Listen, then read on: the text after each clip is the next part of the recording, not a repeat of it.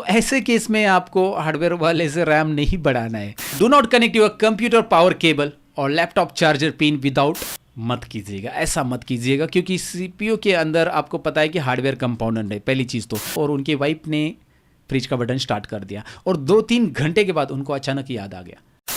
दोस्तों आज के वीडियो में मैं आपको बताने वाला हूं ऐसी 7 बातें जो कि आपको कंप्यूटर और लैपटॉप यूज करते समय ध्यान में रखनी चाहिए। कौन सी चीजें करनी चाहिए, कौन सी नहीं करनी चाहिए, अगर आप जानने में इंटरेस्टेड हो तो वीडियो एंड तक देखिएगा। सीधी बात, नो बकवास। मैं सतीश, कंप्लीट टेक्नोलॉजी चैनल में आप सबका स्वागत करता हूं। Let's begin. Point number 1, do not connect your computer power cable और laptop charger pin without earthing. जी हाँ दोस्तों, अगर आपके घर में अर्थिंग नहीं है तो आपको वहाँ पे कंप्यूटर का पावर केबल कनेक्ट नहीं करना चाहिए, क्योंकि अर्थिंग होना बहुत ज़रूरी है आपके कंप्यूटर और लैपटॉप चार्जर के लिए भी। बेसिकली जब आप कंप्यूटर की पिन लगाते हो तो उसमें 3 पिन रहती है, आपको पता रहेगा। एक रहता है फेज, एक रहता है न्यूट्रल और एक रहता है अर्थिंग का। तो अर्थिंग में वहाँ पे रिटर्न सप्लाई होता है। तो अर्थिंग अगर नहीं है तो जो कंप्यूटर के अंदर सपोज करंट जनरेट होता है वो करंट ग्राउंड नहीं होता है और उसकी वजह से आपके मदरबोर्ड को डैमेज होने के चांसेस है। डैमेज यानी कि क्या होता है, मदरबोर्ड का लैंड कार्ड खराब होता है या फिर ग्राफिक कार्ड जो अटैच किया है वो बंद हो जाता है चलना। तो ऐसे में आपके कंप्यूटर के लिए ये बहुत हानिकारक है। मतलब ये चीज़ आपको ध्यान में रखनी कि आपके घर में अर्थिंग है कि नहीं है, पहले चेक कर लो। जहाँ पे भी आप लैपटॉप का चार्जर लगा रहे हो वहाँ पे अर्थिंग है कि नहीं है, तो वो ध्यान में रखना बहुत ज़रूरी है आपके लिए। तो ये चीज़ आपको कंप्यूटर या लैपटॉप इस्तेमाल करते समय सबसे पहले नोट डाउन करनी है।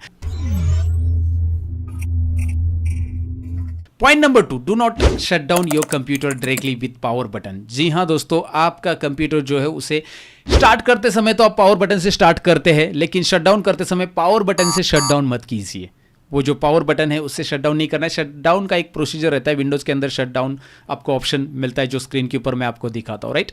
आप वहाँ से शट डाउन करोगे तो वो प्रॉपर शट डाउन होता है। बेसिकली आपको ये शट डाउन इसलिए करना है क्योंकि जब आप कंप्यूटर स्टार्ट करते हो तो वहाँ पे बहुत सारे बैकग्राउंड में प्रोग्राम रन होते हैं। विंडोज़ ऑपरेटिंग सिस्टम वहाँ पे रन मतलब चालू है। जैसे कि आप एग्जांपल ले लो, एक स्पीड में बाइक आप चला रहे हो और अचानक ब्रेक दबा देते हो, स्लोली नहीं, अचानक ब्रेक दबा देते हो, तो होने क्या वाला है ये मुझे बताने की ज़रूरत नहीं है। तो अगर आप चाहते हैं कि आपके कंप्यूटर में ऐसा ना हो, आपके ऑपरेटिंग सिस्टम डैमेज ना हो, ऑपरेटिंग सिस्टम की फाइल्स करप्ट ना हो, डैमेज यानी कि करप्ट ना हो, तो आपको कंप्यूटर को प्रॉपर शटडाउन मेथड से शटडाउन करना चाहिए। ये बात आपको ध्यान में रखनी चाहिए। पॉइंट नंबर 3, बहुत बार हमारा कंप्यूटर स्लो हो जाता है। मतलब हम 1-2 साल कंप्यूटर यूज़ कर लेते हैं तो स्लो हो जाता है। अब जो एप्लीकेशन हम स्टार्टिंग में यूज़ करते थे, माइक्रोसॉफ्ट वर्ड, वही हम चला रहे हैं, अभी भी वही काम है हमारा, लेकिन अब स्लो चल रहा है। तो आप हार्डवेयर वाले को बुलाते हो और बोलते हो कि यार मेरा कंप्यूटर स्लो हो रहा है, तो वो बोलता है कि यार रैम बढ़ा दो। तो ऐसे केस में आपको हार्डवेयर वाले से रैम नहीं बढ़ाना है, क्योंकि आपके कंप्यूटर में पहले तो माइक्रोसॉफ्ट वर्ड चल रहा था, अभी नहीं चल रहा है 2 साल के बाद। हाँ, अगर आपने माइक्रोसॉफ्ट वर्ड नया डाला है तो पॉसिबिलिटी है कि वहाँ पे वो स्लो चल सकता है, उसके लिए रैम बढ़ाना ज़रूरी हो सकता है, लेकिन हर टाइम रैम बढ़ाने की ज़रूरत नहीं है। देखिए 2 साल आप कंप्यूटर यूज़ करो तो वहाँ पे उसके अंदर जो फाइल्स है सिस्टम की वो प्रॉपरली ऑर्गेनाइज नहीं है। कभी कभी विंडोज़ के अंदर आपने बहुत कुछ भर दिया है, विंडोज़ का जो सिस्टम ड्राइव उसमें, तो ऐसे केस में आपको विंडोज़ को रीइंस्टॉल करने की ज़रूरत है। आपकी इंपॉर्टेंट फाइल आप डी और ई ड्राइव में रखिए और विंडोज़ को रीइंस्टॉल कीजिए। आपका कंप्यूटर, आपका सिस्टम दोबारा वैसे स्टार्ट होगा। बस विंडोज़ को रीइंस्टॉल करते समय ये ध्यान में रखना है कि आपने जो सॉफ्टवेयर की लाइसेंस लिए वो आपके पास पहले से होनी चाहिए और फिर आप दोबारा उन लाइसेंस को एंटर करके वो सॉफ्टवेयर एक्टिवेट कर सकते हैं। लेकिन आपको यहाँ पे रैम बढ़ाने की ज़रूरत नहीं। बहुत सारे लोग गलत सलाह भी देते हैं। हाँ, रैम बढ़ाने की ज़रूरत तब है जब आपको लगता है कि भाई अब मुझे ग्राफिक सॉफ्टवेयर यहाँ पे चलाना है लेकिन ये चलने आ रहा है, तो आप रैम बढ़ा सकते हैं, राइट। इस केस में आप रैम बढ़ा सकते हैं। तो ये एक पॉइंट आपको याद रखना है। पॉइंट नंबर 4, जो कि बहुत ही इंपॉर्टेंट है, बहुत सारे लोगों को पता भी नहीं है, वो अपने डेस्कटॉप पे फाइल भर भर के रखते हैं। जैसे कि वहाँ पे मेला लगा हो फाइलों का, राइट। तो फाइलों का मेला डेस्कटॉप पे मत लगाओ, क्योंकि desktop belongs to C drive. Desktop की जो भी फाइल्स दिखती है ना वो सब सी ड्राइव में रहती है एंड सी ड्राइव के अंदर होती है सिस्टम फाइल्स, विंडोज़ की सभी फाइल। तो सी ड्राइव को आपको खाली रखना बहुत ज़रूरी है। आप डेस्कटॉप पे ज़्यादा फाइल रखोगे, मीडिया फाइल रखोगे, बहुत कुछ रखोगे, तो ऑटोमेटिकली आपका सिस्टम का परफॉर्मेंस स्लो होने वाला है, लो होने वाला है, राइट। तो ऐसे केस में आपको पहले डेस्कटॉप की सारी फाइल हटाओ और सी ड्राइव के अंदर भी आपको ज़्यादा फाइल नहीं रखनी, क्योंकि वहाँ पे खाली स्पेस रहेगा तभी तो वो सिस्टम प्रॉपरली काम करेगा, राइट। आपके दिमाग में अगर कुछ खाली जगह है तो ही दिमाग काम करेगा। अगर आपने भर भर के कुछ रख दिया है तो वहाँ पे कुछ काम होने वाला नहीं है। सिंपल सी बात है, ये मैंने आपको इस पॉइंट में समझा दी है।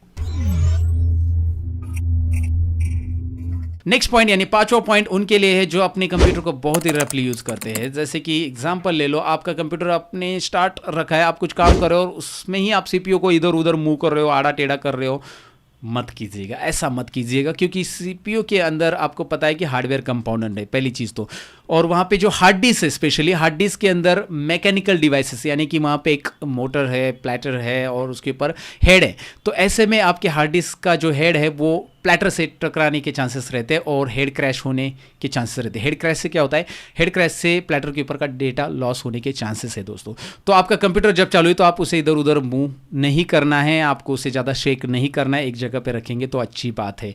तो आप बोलोगे यार लैपटॉप हम इस्तेमाल करते हैं, उसे तो चालू में इधर उधर लेके जा सकते हैं। लैपटॉप की जो टेक्नोलॉजी है वो वैसे बनी रहती है दोस्तों, उसके हार्ड डिस्क को ऐसे बनाया रहता है, लेकिन आपके जो सिस्टम के अंदर जो पार्ट्स होते हैं उसको पोर्टेबल दिमाग में रख के नहीं बनाया रहता है, राइट। लैपटॉप को पोर्टेबल डिवाइस ध्यान में रख के बनाया रहता है, लेकिन सिस्टम को पोर्टेबल डिवाइस ध्यान में रख के नहीं बनाया रहता है। तो इसीलिए सिस्टम चालू है तो उसे ही ज़्यादा हिलाओ मत, राइट।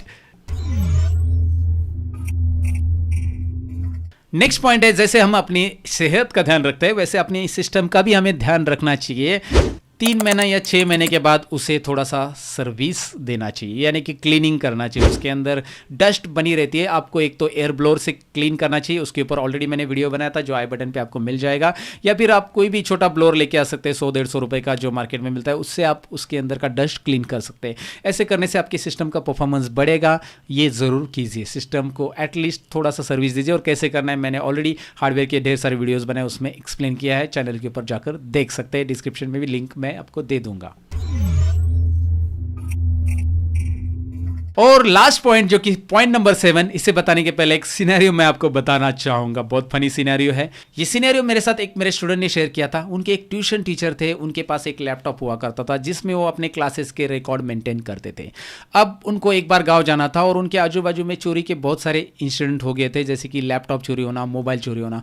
तो उन्होंने सोचा यार लैपटॉप चोरी हो सकता है, तो उन्होंने क्या किया, उनके पास जो फ्रिज था वो बंद कर दिया और फ्रिज के अंदर लैपटॉप रख के फ्रिज को लॉक करके चाबी साथ में लेके गए। अब जब वो गांव से लौटे, 2-3 दिन के बाद गांव से लौटे, तो उनको याद नहीं रहा कि उन्होंने फ्रिज में लैपटॉप रखा है, और उनकी वाइफ ने फ्रिज का बटन स्टार्ट कर दिया और 2-3 घंटे के बाद उनको अचानक याद आ गया लैपटॉप फ्रिज में है। तो उसके बाद उन्होंने लैपटॉप निकाला, तो आप सोच सकते हैं लैपटॉप की हालत क्या हो गई रहेगी। यहाँ पे मेरा कहना ये है कि भाई लैपटॉप अगर आप ऐसी जगह पे रखते हो जहाँ पे मॉइस्चर ज़्यादा है, जैसे आप किचन के आजू बाजू में लैपटॉप रखते हो या फ्रिज के आजू बाजू में लैपटॉप रखते हो, फ्रिज में तो आप कुछ नहीं रखोगे इनकी तरह, आप समझदार हो उतने तो अगर आप फ्रिज के आजू बाजू या किचन के आजू बाजू में रखते हो तो वहाँ पे मॉइस्चर ज़्यादा है, जो कि हवा में पानी की बूंदें होती है जो हमें नहीं दिखाई देती है, उससे लैपटॉप का जो कीबोर्ड है वो बंद होने के चांसेस ज़्यादा होते हैं और मॉइस्चर की वजह से अंदर जंग लगने के भी चांसेस होते हैं। इसीलिए आप अपने लैपटॉप को ऐसी जगह पे ना रखें। ये एक 7वां पॉइंट मुझे आपको बताना था और ये सिनेरियो भी मुझे आपको बताना था। तो कैसे लगे आज के ये पॉइंट्स मुझे ज़रूर कमेंट सेक्शन में बताना, ये फॉलो करना और साथ ही में लाइक शेयर और कमेंट करना। और अगर आपको मेरा टीचिंग स्टाइल पसंद है, मेरी टीचिंग एनर्जी आपको पसंद है, तो आपको डिस्क्रिप्शन में मैंने मेरी वेबसाइट की लिंक दी है और मेरे सारे चैनल की लिंक दी है, जहाँ पे वेबसाइट के ऊपर मेरे ISO सर्टिफाइड कोर्सेज अवेलेबल है। आप घर बैठे बैठे कंप्यूटर मास्टर बन सकते हैं। एक बैठे ज़्यादा ही बोल दिया था मैंने। फिलहाल तो इतना ही, मैं मिलूंगा कुछ और इंटरेस्टिंग वीडियो के अंदर। तब तक के लिए अपना ख्याल रखिए, सीखते रहिए, सिखाते रहिए। Bye bye.